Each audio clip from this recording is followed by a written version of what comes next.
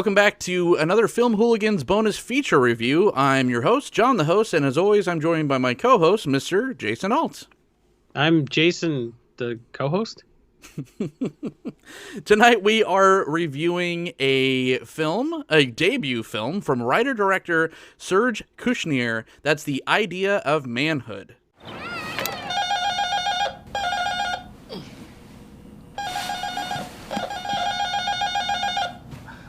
Hello?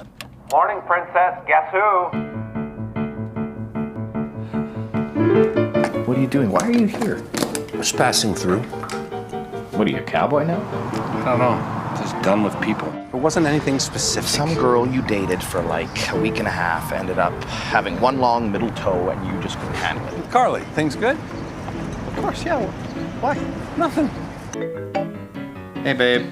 Did you fix the dryer yet? I called. When did you call? Yesterday. No, idiot. I mean, what time did you call yesterday? Why's she so mad at you? She's always mad at me. Oh, that sounds fun. Well, where are your roots? What's your future? Which do you want? Roots or future? Yeah, I'm not the type to just fall in love with everyone I meet. Is that me? I don't know. Just seem to fall in love a lot. Been married for 6 years. Right. You are married, aren't you? You show up at my house uninvited and you do this? What is your problem, man? I hate to tell you, buddy, I think you're scared. I'm scared. What am I scared of? I think you're scared of being alone. You got me all figured out, do you? Not really, but that part, yeah. All right, you done with the lecture? I'm just trying to warn you.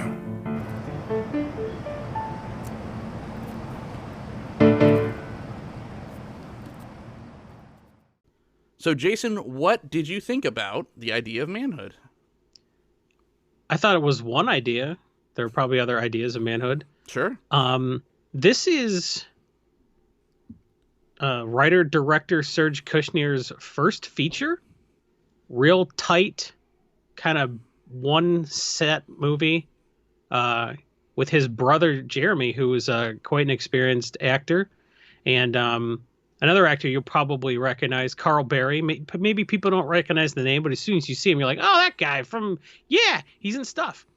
So there's two guys you kind of go, where do I know him from? Just acting their asses off. Yeah. For a first feature, this was phenomenal.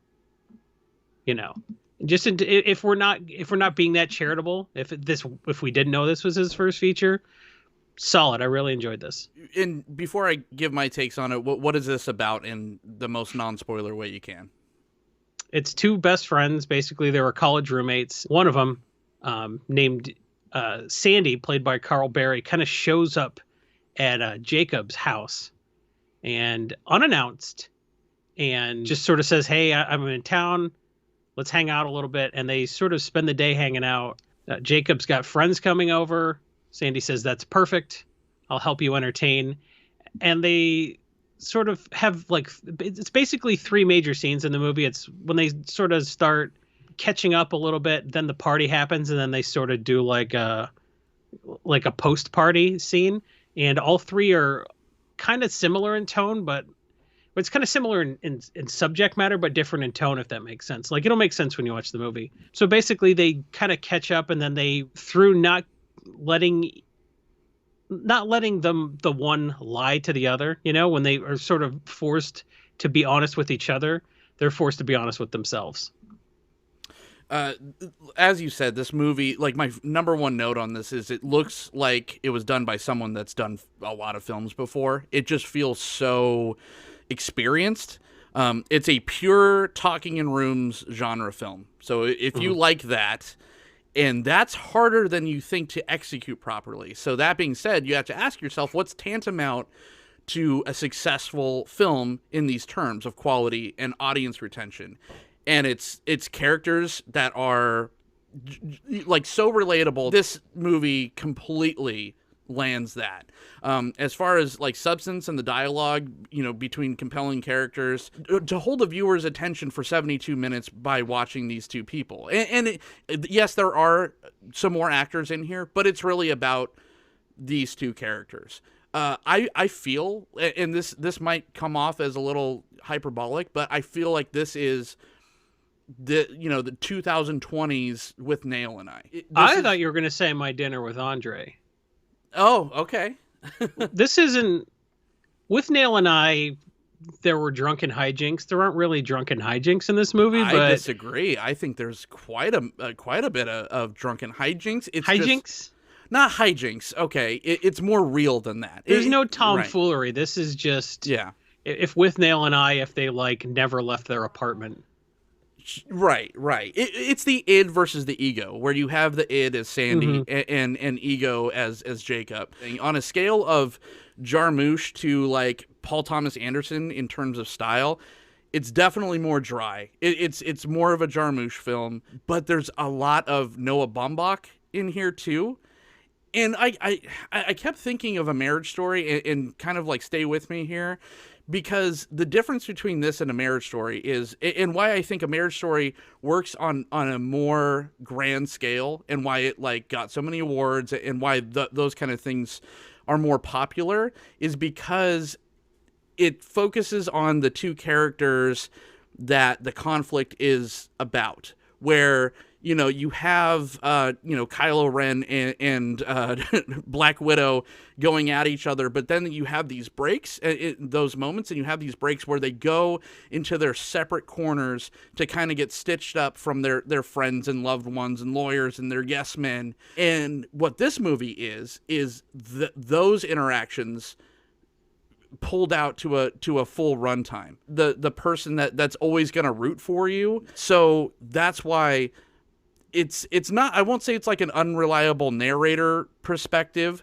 but it's definitely from a bias, even though they call each other out on their stuff. That's why I think that this isn't going to be as successful as something like A Marriage Story ultimately. But this isn't on Netflix. If this were on Netflix, it would probably do fine.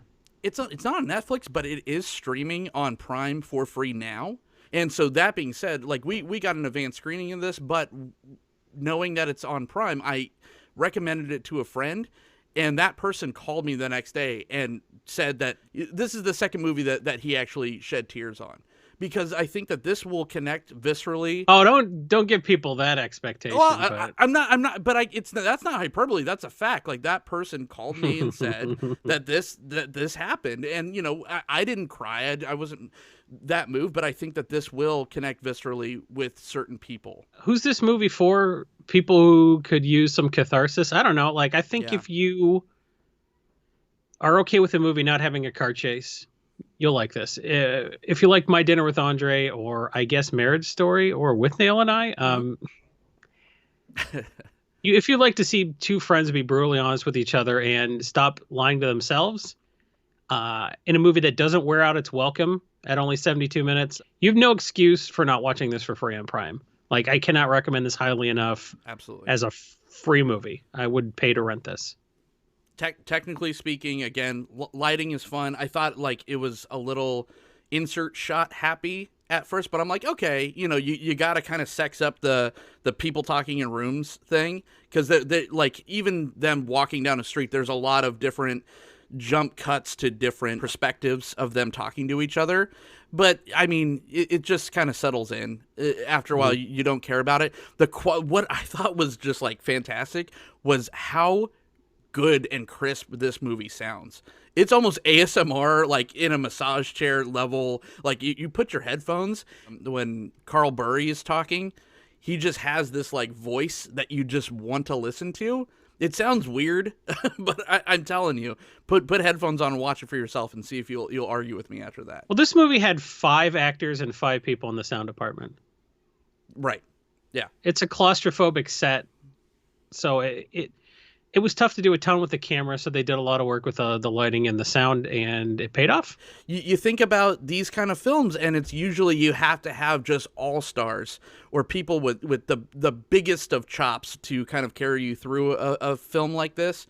And these guys just nailed it. They just hit it out of the park. And I mean, go watch this on Amazon Prime for free. Support this film. It's not free.